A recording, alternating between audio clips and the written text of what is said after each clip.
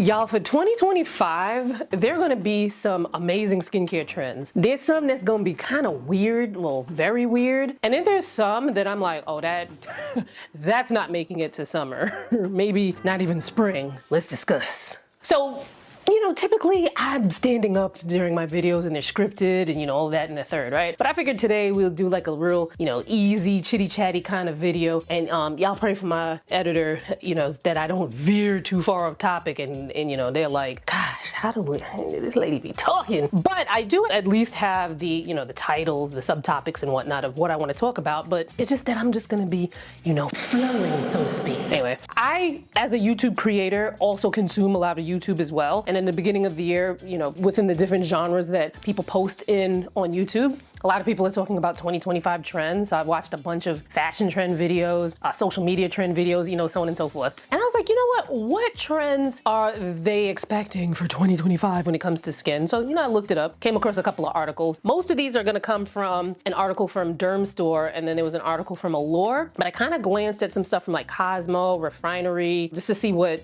people are saying. There was some consensus among them, but I came up with 7 that I wanted to talk about in this video. So let's get started. So number 1, multi-step routines will be dethroned by simplicity and multitasking products. Now, I feel like that's definitely gonna happen. It's bound to happen, right?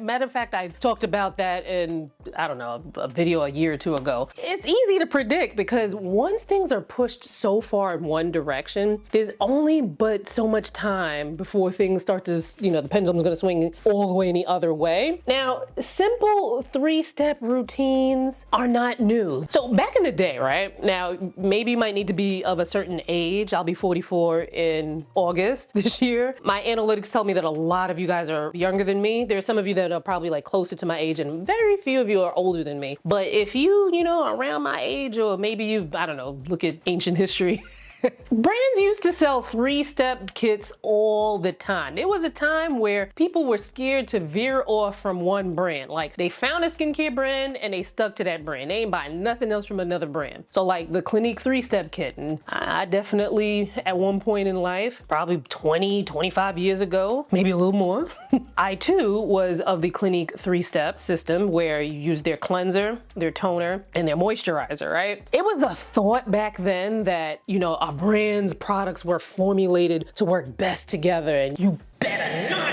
veer off from another brand. Now, obviously, in recent years, that's totally not true. I don't even think I might have 2 brands that match in a routine. Sometimes I do, because like Olay came out with some really cool stuff last year and the year before that, so I kind of use those together, but not everything in my skincare wardrobe is Olay, and there's so many different brands that, you know, pop in and out. But I think because so much focus has been on these lengthy skincare routines, and for some people, if you can keep up with that long routine, more power to you. It makes you feel good, makes you happy. I ain't into taking things away from people to make them happy, right? My thing here on this channel is to make things as simple as possible so that you can be consistent and you can get closer to your goals. I do think that people are burnt out. Like, it's like if you got a 10-step routine and you're tired and you stumbling into the bed, baby been crying all day, finally get the baby to go to sleep, your partner is snoring in the other room, and it's just like, oh my God, I gotta get to this skincare, I'm so tired. And then you're like, damn, I gotta do a 10-step routine? Like, that's a lot. So I've always said that you only really need, and I'm not the only one that said that. I ain't, you know, a prophet here when it comes to skin, but you really only need 4 steps, 3 sometimes. And shoot, if you can get a cleanser that also has active ingredients in it that you need, sometimes you might only need 2 steps in your daytime routine. You can cleanse your skin, and then you got them active ingredients in there, like if you know, want a salicylic acid cleanser or something like that. And then if you have a moisturizer with sunscreen in it, you get your daytime routine done in 2 steps. Boom. But what I do think we might see a resurgence of is I think brands might be, you know, starting to sell them like 3-step kits, or selling you a routine, a full routine, like Proactive or Clinique, or you know other, I can't think of anything else. But I think like they'll have like a routine if you have dry skin, a routine if you have oily skin, a routine for hyperpigmentation, like those sort of things. I think we might see that. Now, if you see something like that, would you buy it? Like, let me know what your thoughts are on that. Me personally, probably not, because I just love, I'm already like,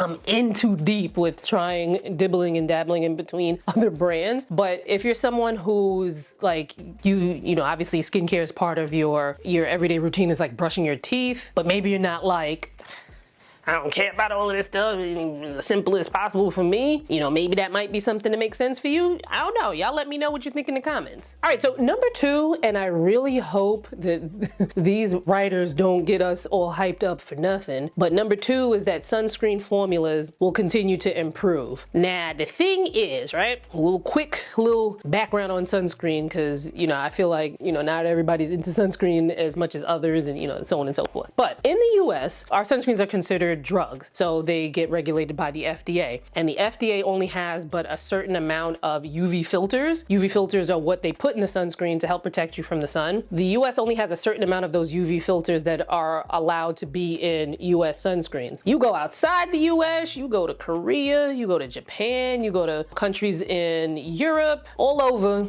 they got that new stuff.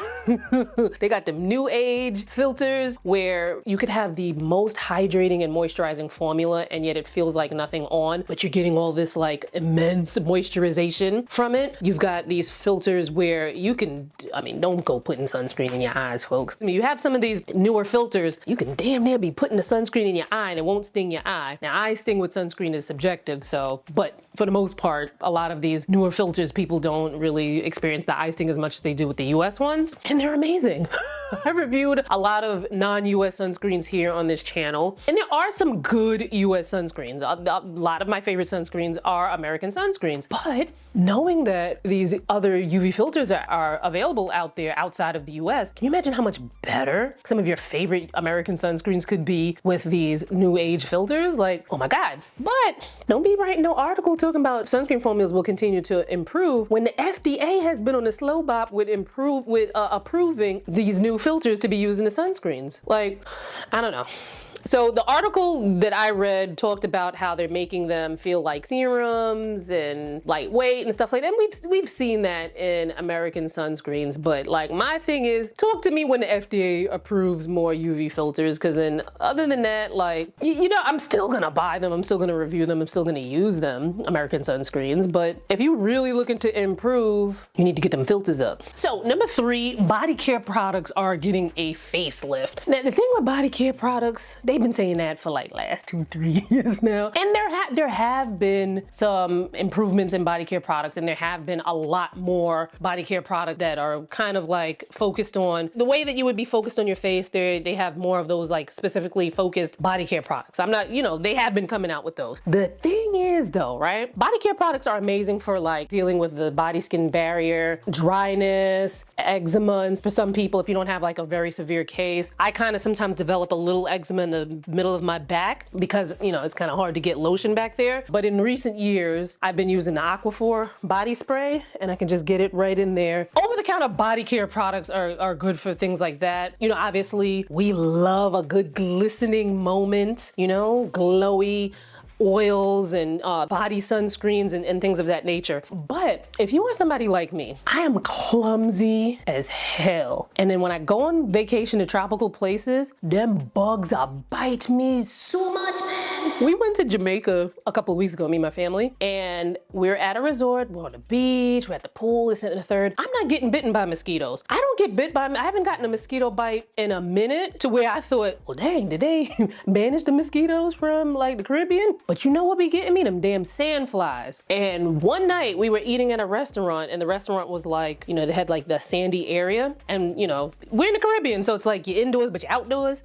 The next morning I woke up and my legs looked like a crime scene. And I must be like allergic to the sandfly bites because they started to get red, then they got purple. And I'm looking at it now. It's not looking like it's gonna turn into dark spots, but it could. Like I said, I'm clumsy, I bump into things. I have a cat who likes to hitch rides on my legs. So like, you know, scratches, burns, you know, bug bites, all those things can cause discoloration and hyperpigmentation. And that's hard to treat with over-the-counter products alone when it comes to your face. But when it comes to the body, sometimes the body might need a higher percentage because body skin on average is thicker than your facial skin. You have to be very, very patient and consistent. Like, oh my God, you need like the patience of a saint when you're dealing with hyperpigmentation on the body. And when I say hyperpigmentation, I mean like post-inflammatory hyperpigmentation, like, you know, the darkness that comes after a bug bite, after a scratch, after a burn, you know, those sort of things. I'm not talking about discoloration because a lot of discoloration, especially if you're of color, is natural. Like, you know, like your elbows, your knees, in between the thighs, on your booty. A lot of that is natural because, you know, like skin against skin. You know, try walking without your thighs rubbing together if you got thick thighs. Like your thighs gonna rub together. I'm not talking about that kind of stuff because that kind of stuff, good luck.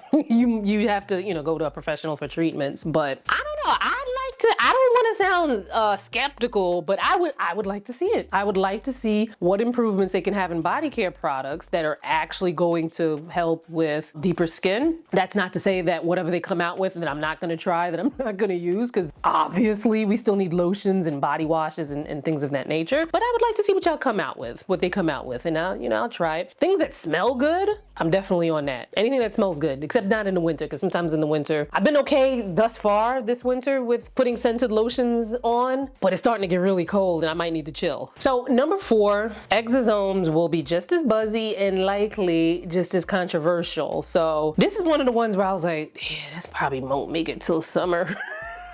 Because within recent years, there have been so many, like, we're going to talk about this a little bit more in the video because there's another one that's kind of similar to this, well, somewhat similar to it in terms of like marketing. But there have been so many things that they've tried to put in skincare and tout all of its like benefits, like it's the next big thing, and then you don't hear about it anymore. Like, remember when CBD was in every freaking thing, in your makeup primer, in your cleanser, in your moisturizer, in your serum, and then how many CBD things y'all hear about today? Okay. So exosomes, I'm going to read from the article. They're nanoparticles released by cells in the human body that carry various molecules and may send signals to skin cells to repair and regenerate. Now, but the thing is, like with the exosomes, you getting these cells and stuff from humans, and then in the article they talk about maybe like plant. Did they say animal? I know they said plant. Did they say animal? Oh, okay, they didn't. So like plant derived or like human derived, but like if you think about it, like in order for them to produce enough, like for this may not be something that's like mass market, but you getting somebody else's stuff to stimulate your stuff, like I don't know if maybe that's my misunderstanding of it, but it just seems kind of odd, and I see why it would be like, ooh. And then there's some experts who are like, as great as this sounds, there's no guarantee that these cells are gonna get to where they need to go so they can do their business to improve your skin. So it could be like a whole bunch to do, and then it's like, you look the damn same like you did before you used that stuff. I don't know, to me, I feel like it's probably not gonna happen, but what do y'all think about exosomes and whatnot? I'd be interested to know your thoughts. All right, so number 5, PDRN products may be on their way thanks to the Korean Salmon SPERM facial. Now, I don't know where I have been that I had not heard about the Salmon SPERM facial, because apparently, of course, Kim Kardashian had tried it, and who else they said? I don't know, some other celebrity, but let me read you this from the article so that we could, you know, talk about PDRN. So Salmon SPERM contains a substance called polydeoxyribonucleotide. I'm sure if I said that a little faster, it'll, you know, I get that. Which experts say may offer skin supporting benefits. PDRN is a mixture of DNA fragments, which works as a collagen biostimulator and supports the skin's natural regenerative properties, including blood vessel growth and wound healing. And that comes from Ryan Turner, who's a New York City-based dermatologist. There are preclinical and clinical studies that support the regenerative properties of PDRN. Specifically, some studies indicate PDRN may promote collagen production and a reduction in inflammation, but Dr. Turner cautions it's not a miracle worker. It's not going to reverse decades of sun damage or replace a facelift. Now, I've heard that, well, I only heard of the PDRN and the Salmon SPERM facial from, you know, looking at this article. So, you know, I've only known about it for like 10 minutes now. But I hear that there are Korean skincare products that contain the Salmon SPERM. I'd be willing to try it. I don't think that it's gonna be some like mind-blowing thing. I think it's one of those kind of like ingredients that brands may use to kind of justify a higher price tag. But you let me know what y'all think in the comments.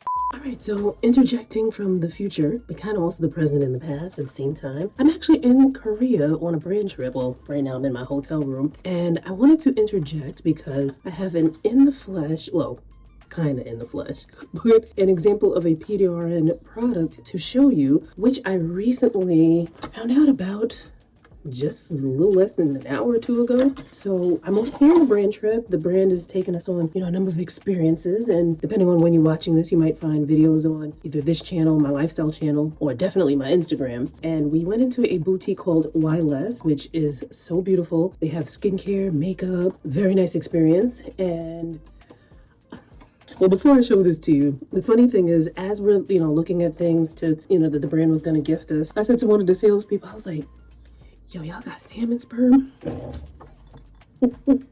No, I was trying to be, conservative because, I didn't want to come across as, vulgar. And then she was looking at me like, I was like, uh-oh. Did it, I'm gonna get kicked out of the country. But then she was like, oh, you mean PDRN? And I was like, yeah. She was like, okay, hold on one second. And then she came back with this guy here, well, or gal. Now, I really should have asked how to pronounce this name, and I Googled it and nothing came up. Wiriel, I'm gonna say. But this is the Chok Chok Green Cica Dewy Cream. Oh, it's also got Cica. Cica is something that they use in a lot of K-beauty products to soothe and calm the skin. Oh my God, the texture of this is amazing. So it looks like a little cream, but then when you blend it in, it's like a gel. So it's like a gel cream kind of texture. Very hydrating, but like literally like it feels like almost nothing's on. Now I'm saying this from like my arms and my hands when I tried it out. I have not put this on my face just yet, but I wanted to interject here because literally I filmed the video that you're watching maybe 4 or 5 days ago. And then, here I am in Korea and I'm like, oh. So anyway, continue watching. All right, guys, another interjection here because not only did I try that cream, but I actually got, and when I say actually got, I mean like literally, I'm still a little, tattered up from the treatment that I just got. Just got a PDRN treatment here in Korea, and I'm gonna post about it soon. So number 6 is farm to face ingredients, and it's basically like how it denotes that things that natural ingredients and naturally derived and that kind of stuff is going to be big in skincare. Natural isn't always better. I know sometimes that's hard for people to hear because they're like, what you mean natural isn't always better? Natural isn't always better. So like for instance, a lot of these essential oils that people are like, oh my God, essential oil, it's it's natural, da, da, da, da. A lot of them can be really irritating to the skin. So for some people, like I think it was the rosemary oil that were in the MY products. Check out this video here where we talked about regrowing hair. There's a couple of, actually check out this hair playlist on the channel because there's a couple of videos where we talked with a dermatologist who specializes in hair loss about some of like the various hair treatments. For instance, rosemary oil can be irritating to some people, which I don't think they ever came out with the reasons why some people were losing their hair or experiencing problems using the MY products. But I can see, if you're allergic to, the rosemary oil irritates you, and I can see that causing problems. So that's one example. I don't know, I feel like,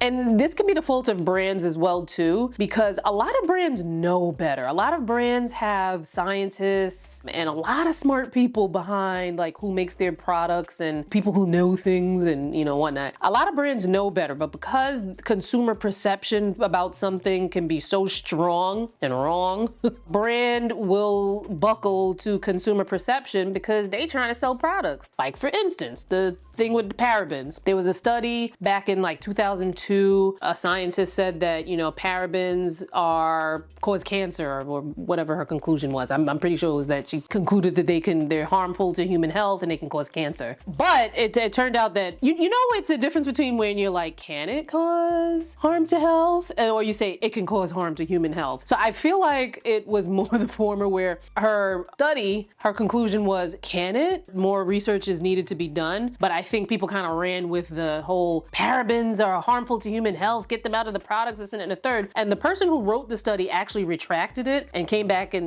she came back out and said the parabens okay. And then, a bunch of other people said the parabens okay. But by then, weren't nobody trying to hear that? People, to this day, there are products that say paraben free because people believe that parabens are harmful. And then parabens parabens are put in products to help preserve them so that, you know, you open up a product and, you know, you keep opening up a product, you're not growing some big nasty dirty thing that's going to be put on your skin. Parabens are great preservatives. However, with people saying that, you know, they don't want to deal with the parabens because they think that they're harmful to human health, even though, you know, it's been declared that they're not, you know, even though, because people are like, oh, we don't want no parabens no more. And brands are like, well, we still need to preserve the product because otherwise you're going to be like, ew, why my moisturizer got green stuff growing in it, right? They still need to preserve the product. So brands are using alternatives to preserve the product. And from what I understand, some of these alternatives, you know, some people are allergic to them. So it's like, so this whole farm to face thing, I don't know, it'll be pretty interesting because a lot of people are led to believe that like everything is gonna cause cancer and you're gonna grow a third arm. And the thing is, these Yucca app, EWG, oftentimes they're kind of cherry picking science. So for instance, in a study, they might take a substance, let's say they take sunscreen, right? And they're trying to see if, you know, the safety of the sunscreen. So they feed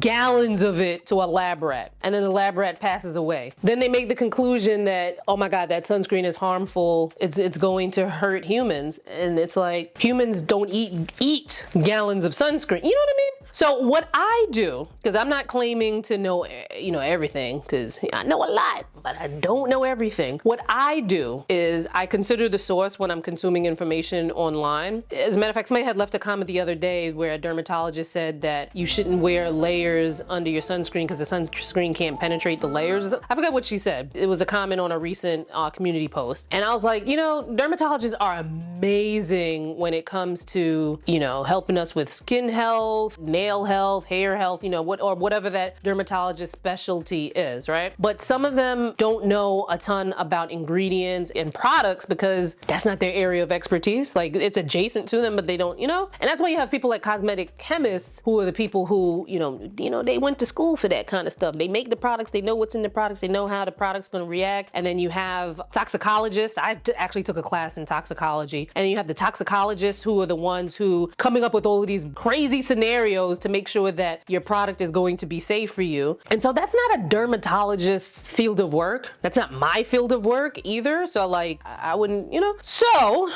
what I do, and you know, this is something that you could do as well, I listen to a variety of voices in skincare. Dermatologists, estheticians, cosmetic chemists, other skin influencers, because then you get a more well-rounded aspect on skin. And then if you hear something that doesn't sound right and then no other experts that you listen to are saying the same thing, then you can kind of be like, oh, well, this one is blowing wind out they behind.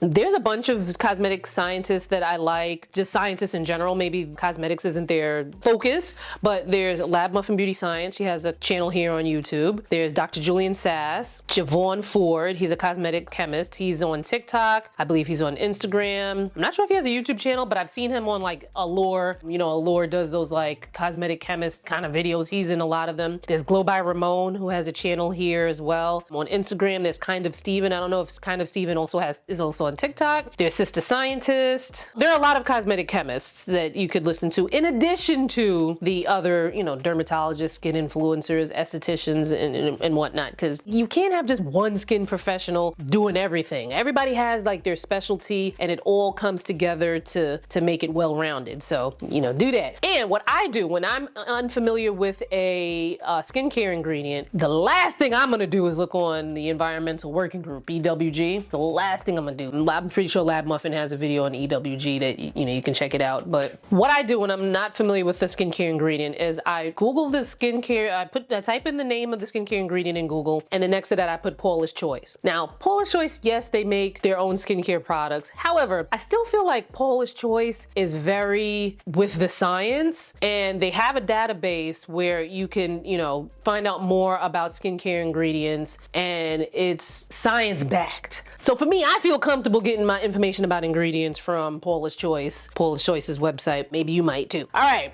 Now the last one I'm into, but I'm like, this has been here already, but they're predicting that for number 7, overnight masks are gonna be a big thing in 2025 as far as trends. The funny thing is overnight masks are pretty much just like glorified moisturizers.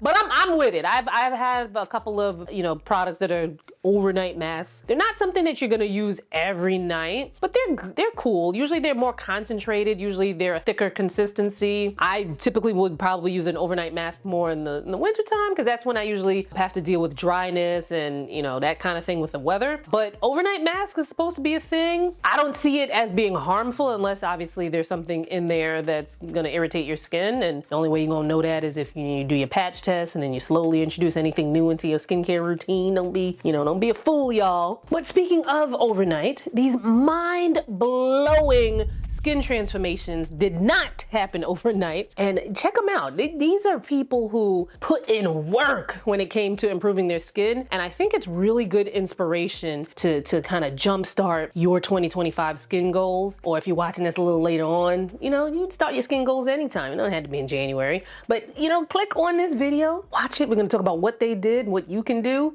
and I'll see you in it.